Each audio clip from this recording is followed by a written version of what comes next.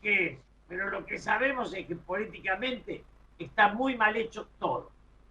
Eso sería lo moral, teóricamente, y lo correcto, me parece lo que usted propone. Pero, ¿qué mensaje se intentó dar? Porque aparece el endeudamiento que tenía Vicentín con el Banco Nación, el crédito express que le termina dando Javier González Fraga, presidente del Banco Nación, y que Vicentín fue uno de los mayores aportantes del macrismo, de la campaña política. ¿No pasa por ahí el mensaje, digo? ¿O hay dos estilos de mensajes? Por ahí pueden pasar los odios, no las resoluciones. Me parece que no estamos hablando de un mensaje, estamos hablando de un error político. La Argentina tiene que recuperar la idea de lo privado y lo estatal como armónico y no como antagónico. Alberto Fernández gana las elecciones porque deja de ser Cristina, pasa a ser algo más amplio. Y eso es lucidez de Cristina. Piense usted que el único gran logro de Mauricio Macri es cometer el milagro de que vuelva Cristina. Eso, Durán Barba, Macri y Marcos Peña, ese trío, logra que vuelva algo que nadie imaginaba que hubiera retornado, que era Cristina. Pues tan malo Macri que vuelve al pasado. Por eso se puede ser no peronista y hasta antiperonista. Lo que no se puede ser es macrista, porque en la vida no hay que ser tonto. Ser macrista es ser tonto. Julio, me acaba de dar pie y lo mencionó, lo trajo a esta conversación a Mauricio Macri. Todos los gobiernos prácticamente han usado la CIDE, actual AFI, para hacer espionaje, etc. Macri a lo que se le suma que no solamente espió a los propios, sino a familiares también. ¿Qué reflexión le merece esto? La que acabo de decir, que Macri fue realmente... Yo aposté a Macri, hablé mucho con Macri, De tenía hecho, lo razón el votó, padre, dijo decía que era públicamente un que lo había inútil. votado. ¿Eh? Públicamente dijo que lo votó. Claro, pero hablé mucho con él. El padre Franco decía que Mauricio era un inútil. Tenía razón el padre, tenemos que aceptar que la familia lo conocía más que los amigos. Macri fue un desastre, fue un fracaso absoluto y nos devuelve a un kirchnerismo que no queríamos. Entonces, la Argentina transita entre dos fracasos. Entonces, ¿cuál fue el peor fracaso? ¿El de Macri o el de Cristina? Los fanáticos de Cristina creen que los ladrones eran los de Macri. Los fanáticos de Macri creen que los ladrones eran los de Cristina. Cada uno inventa una negación para poder seguir en su fanatismo. Pero la verdad, robo o no robo, decadentes fueron los dos gobiernos. Y hoy Alberto vuelve a iniciar una etapa de desesperanza, porque es error político.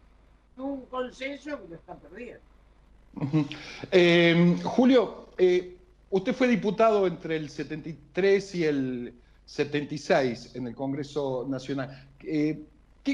¿Cuál es la diferencia entre aquel Congreso que usted integró y los actuales congresales?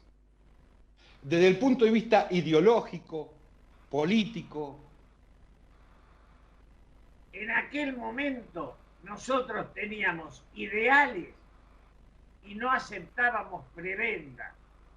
Yo me fui al exilio con un grupo de diputados, no teníamos para comer. Hoy los diputados son brutos y prebendarios. Digo, no todos, pero lo que se transformó es que la política dejó de ocupar el espacio de los sueños para ocupar el negocio el espacio de los negocios. Entonces un diputado nombra pariente, amigo, yo en aquel momento había hecho un proyecto de que ningún funcionario pudiera nombrar empleados públicos, que la Argentina se clausurara para muchos años el nombramiento de empleados, porque acá usted nombra un diputado, un ministro, cada uno acomoda parientes, amigos, y el Estado se va transformando en un monstruo que se cae encima de la iniciativa privada. Hoy el Estado argentino está lleno de burócratas y vacío de ideas. Había que ser diputado en esa época, Julio. Pero Digo, había entre una otras cosa, cosas que arriesgaba la aparece, vida, ¿eh? claro, entre otras cosas aparece, y usted lo ha contado públicamente, ¿no? Con los diputados armados, ¿no? Con su 9 milímetros. Está bien, uno arriesgaba la vida, pero tenía ideales. ¿Y Hoy hoy la política no arriesga, tiene ideas? ¿Cuál es el hoy rol de la idea en la política? era el rol central, sigue siendo en el mundo. La política es el espacio desde el cual se piensa el futuro de la humanidad. En su decadencia, termina siendo el espacio en el cual los políticos se enriquecen ellos y sus parientes. Son dos cosas distintas. ¿Y la oposición qué juego juega hoy, valga la redundancia? Hablamos de Patricia Burlich, hablamos de Cornejo si quiere, hablamos de Negri si quiere. ¿Hay una oposición o hay opositores, si se entiende? Todavía hay opositores. Me parece que no son todos lo mismo y que el radicalismo tiene que sacarse el complejo de inferioridad frente al macrismo. Digo, el radicalismo es una estructura nacional, con gobernadores, con cuadros políticos, y el macrismo está reducido a la capital federal, que es Rodríguez Larreta en un buen acuerdo con el gobierno que está a la vista. Mendoza, y Mendoza y Gerardo Morales también, digo. No, claro, el radicalismo tiene futuro. El PRO, para mí, no pudo hacer pie en ninguna provincia, termina siendo un partidito de los elegantes de Capital Federal. Quiero seguir con esta teoría política del PRO. No, hace unos días trascendió públicamente una foto que han dado a difundir, y usted, como licenciado en ciencias políticas, sabe que esto tiene un mensaje, que fue la foto de Mauricio Macri, que hacía mucho que no sacaba una foto en términos políticos, con Lilita Carrió. ¿Cuál es el mensaje que se intenta dar? ¿Estoy presente? ¿Guarda que voy a seguir en política? Porque tiene todo un mensaje político eso. Para mí, Macri, el mensaje político que da Macri de hace rato es lástima. Que no es político, es humano. A mí me da bronca, a otros le da lástima. Pero pobre tipo, la verdad un desastre. Él, enamorado de Durán Barba y de Marcos Peña, terminó siendo una cosa, ya está, hablemos de otra cosa. Macri no da para tema en la Argentina de hoy. No da. Bueno, sí, quiero seguir hablando del peronismo. El peronismo, y usted lo sabe muy bien, porque vivió la época, fue diputado nacional en la época de Juan Domingo Perón, de Isabel Perón también, se caracterizó por el ascenso de la clase pobre a la clase media, a consolidar esa clase media. Hoy, estamos hablando de los 8 años de Menem, del año de Duhalde, de los 12 del kirchnerismo, parece estar más aferrado a esa pobreza funcional que a la solidificación de la clase media. ¿Lo ve así? Peronismo muere con Perón. No hay más peronismo. Y Digamos, Menem, tampoco hay Duhalde, los radicalismo, Kirchner, ¿eh? Duhalde, No, Menem, los Kirchner no era Kirchner. peronista. Kirchner no era peronista ni lo quería hacer. Kirchner era el pragmatismo con mucho de oportunismo. Kirchner en la difícil nunca habló de los derechos humanos y cuando llegó al gobierno habló de los derechos humanos.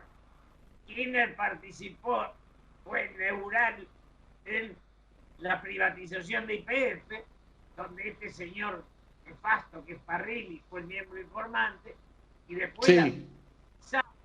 digo, el kirchnerismo no fue una ideología peronista ni un pensamiento.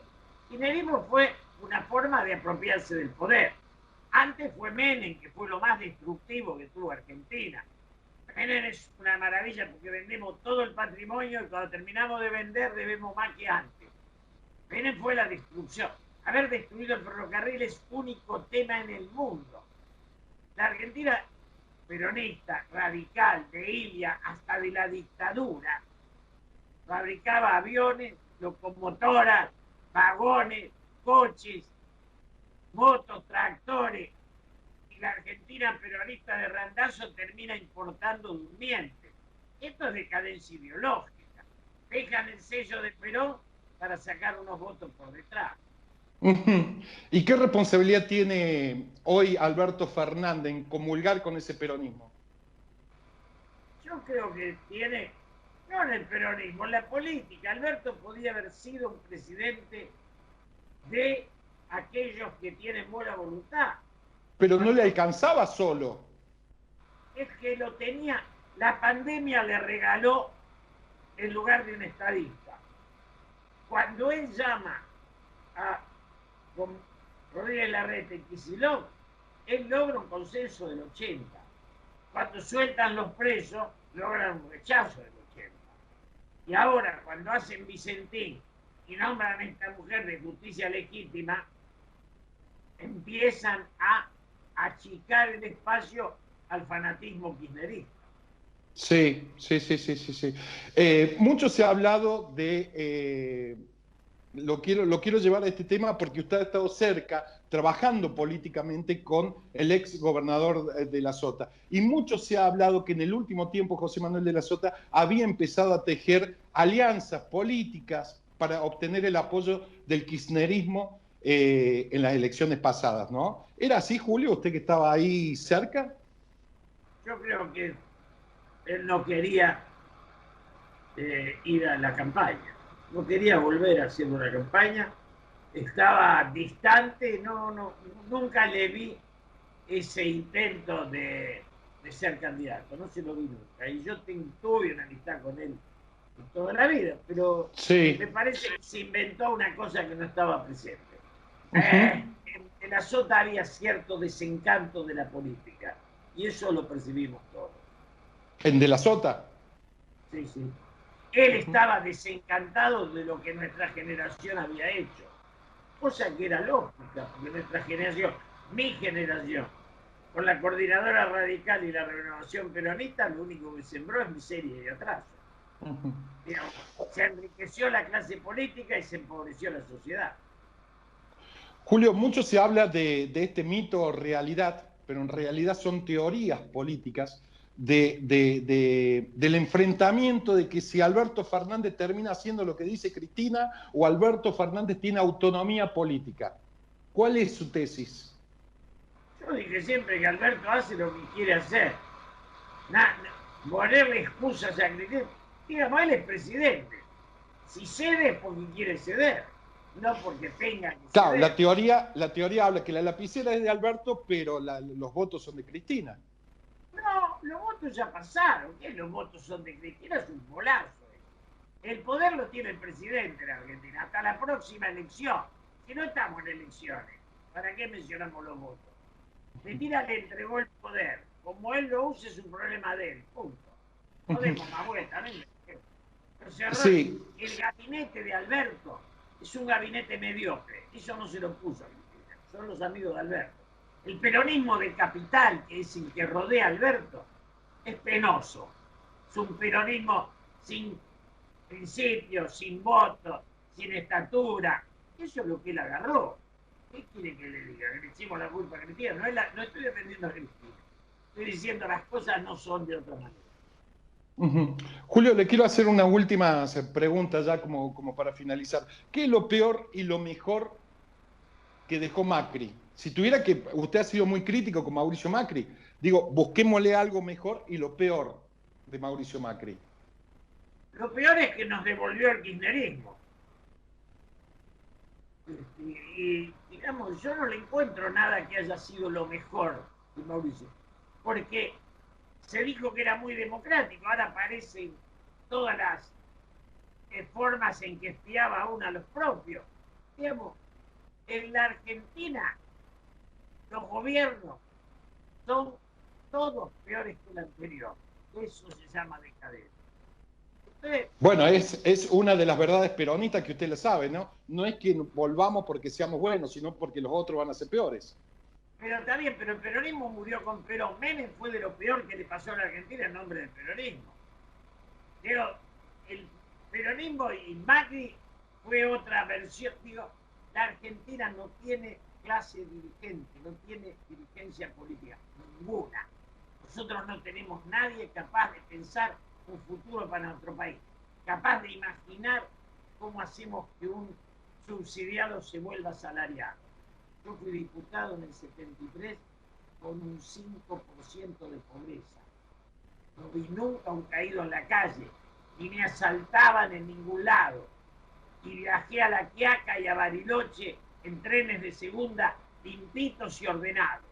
Todo esto lo destruyó la dictadura, Menem, Cavallo y Dromi, y lo siguieron destruyendo los Kirchner y lo termina destruyendo Macri. La verdad, o salimos de esta mediocridad, porque hay una cosa que está clara, la dirigencia política se enriquece cara. ¿Cómo, Julio? ¿Cómo? Ahí se cortó un poquito.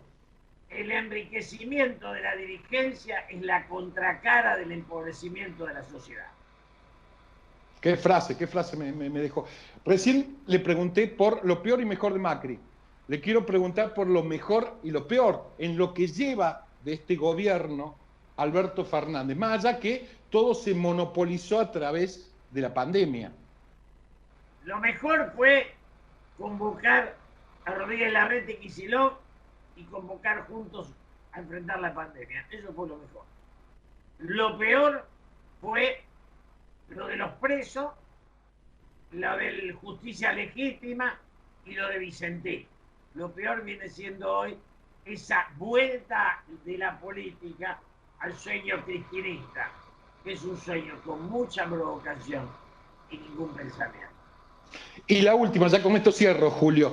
Se supone que si a Alberto le va bien, o al kirchnerismo, o a ese peronismo que está allí todo junto, van a ser los grandes electores del año que viene, de las elecciones intermedias. Y en la oposición, ¿a quién se imagina como el gran elector? ¿A María Eugenia Vidal, a Burlis, a Cornejo, a Negri?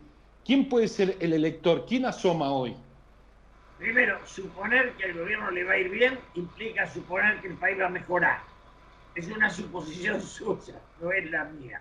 Yo veo el país que se empobrece. Segundo, espero que la línea dura de Cristina y la línea dura del macrismo desaparezcan y dejen espacio a un naciente centro que vaya más allá de los odios y sea capaz de convocar un proyecto. Ninguno de los duros de los dos lados lo puede hacer. Julio, ¿y quién aparece en ese centro? ¿Quiénes son las figuras? Nada. No, todavía no hay nadie. Yo desde que nos traicionó la Baña no hay nadie. Pero ¿aparecía en algún momento ese peronismo alternativo con Schiaretti, con Massa, con hasta el mismo Pichetto, ¿no? Que después la jugada de Cristina termina desarmando todo eso. Bueno, pero digamos, la jugada de Cristina y la de Macri jugaron juntos para desarmar el medio. Los extremos están enamorados de sí y generan el otro, ¿no? Cristina lo busca a Macri, ahora Macri está buscando a Cristina. Necesitamos salir de ese conflicto y buscar un futuro. Ese futuro no está ni en Cristina ni en Macri. Julio Bárbaro, gracias por la nota, muy gentil.